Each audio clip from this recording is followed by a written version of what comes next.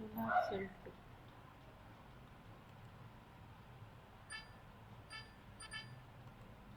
This spectral response of a solar cell. The spectral response of a solar cell is the short circuit current is a function of wavelength of the incident light. When a monochromatic light of wavelength lambda is incident on the front surface of the solar cell, the rate of generation of electron hole pairs is given by E of lambda x is equal to alpha of lambda f of lambda into 1 minus r of lambda exponential minus alpha or of lambda into x, where alpha of lambda is the absorption coefficient, f of lambda is distribution function which gives the number of incident photons per area per second per unit bandwidth, and r of lambda is the fraction of these photons reflected from the surface. The photocurrent at a wavelength lambda is the resultant of the following. Photocurrent due to electrons collected at the depletion edge is given by Jn of lambda, and the photocurrent due to holes collected at the depletion edge is J of P into lambda. The photocurrent due to the carriers within the depletion region is J dr of lambda. Thus, J of lambda is equal to Jn of lambda plus Jp of lambda plus J dr of lambda. Thus, total current density is in the whole wavelength range. J is equal to E integral 0 to lambda m f of lambda into 1 minus r of lambda into s of lambda into d of lambda, where lambda m is the largest wavelength corresponding to the semiconductor band gap, and s of lambda is the internal spectral response function given by s of lambda is equal to g of lambda divided by e into f of lambda into 1 minus r of lambda. The ideal response curve of a solar cell with energy gap Eg is a step function. It is equal to 0 for f is less than Eg divided by h, and unity f is greater than equal to Eg by h. In reality, the spectral response depends on the device parameters, particularly the absorption coefficient, so that an upper and lower cutoff is observed as in figure. So this is the spectral response of a solar cell. Homojunction solar cells. The figure shows the schematic representation of a silicon p-n junction solar cell. It consists of a p-n junction with a front ohmic contact stripe, a back contact that covers the entire back surface, and an anti-reflection coating on the front surface. By using light concentration system, the cell efficiency can be improved and also reduce the overall cost. Here the anti-reflection coating is upper one, p-n junction is the middle one, and the back contact is at the end. So the width is 2 centimeters and the height is 0.0 millimeters. The solar cell design homojunctions having one p-n junction. Homo means one p-n junction. Heterojunction solar cells. A junction formed between two or more semiconductors with a different band gap is called a heterojunction. The IV characteristics of heterojunction solar cell is very similar to that of a homojunction cell. Basically, it consists of two semiconductor layers with band gaps Eg1 and Eg2. Light with energy less than Eg1 but greater than Eg2 will pass through the first semiconductor, which acts as a window. Light with energy greater than Eg1 will be absorbed by the first semiconductor, and the carriers generated within the diffusion length from the junction or within the depletion region will be collected similar to a p-n homojunction.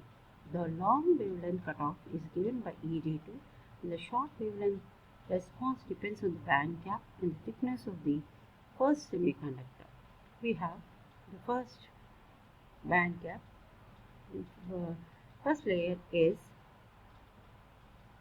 0.5 micrometers P plus and the gallium arsenide. Next is 3 to 5 micrometers P aluminum gallium arsenide. 0.5 the thickness is 1 micrometer P 0.5 to 1 micrometer P gallium arsenide. Next is 3.5 micrometers N gallium arsenide. Next is N plus gallium arsenide substrate. So many junctions we have in this.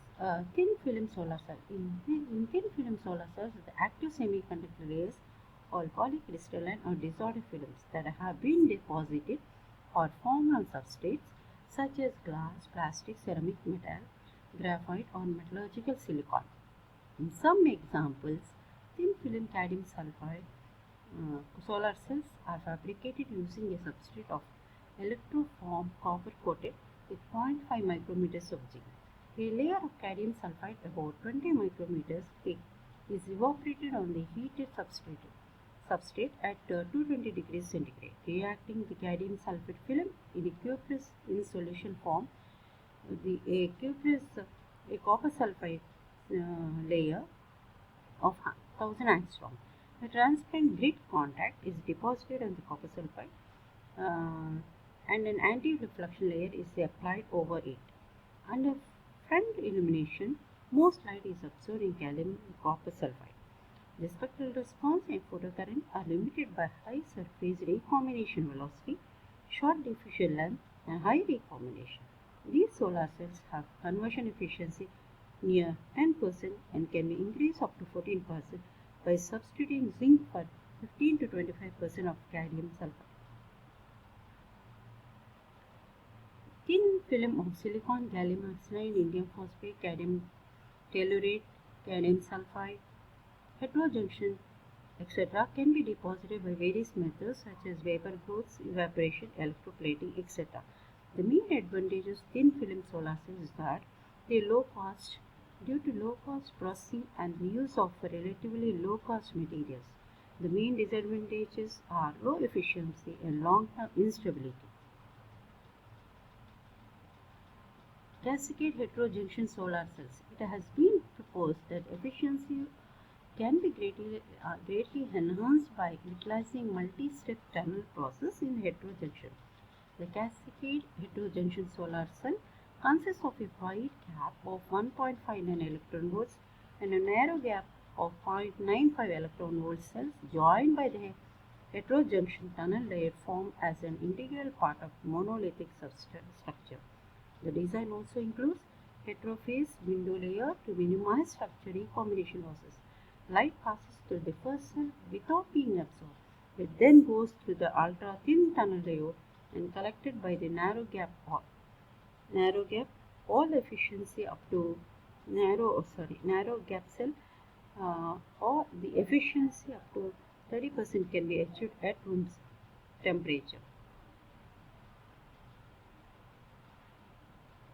Materials required. The requirement of a material to be used for solar cell fabrication is that it should be a band gap matching material to the solar spectrum and also should have high mobilities and lifetime of charge carriers. These conditions are met by silicon, gallium arsenide, cadmium sulfate, cadmium silicate, cadmium tellurate, etc. and many 2, 4 and 3, 5 compounds. Solar cells are also made of polycrystalline and amorphous semiconductors, though their efficiency is less than that of single crystal ones.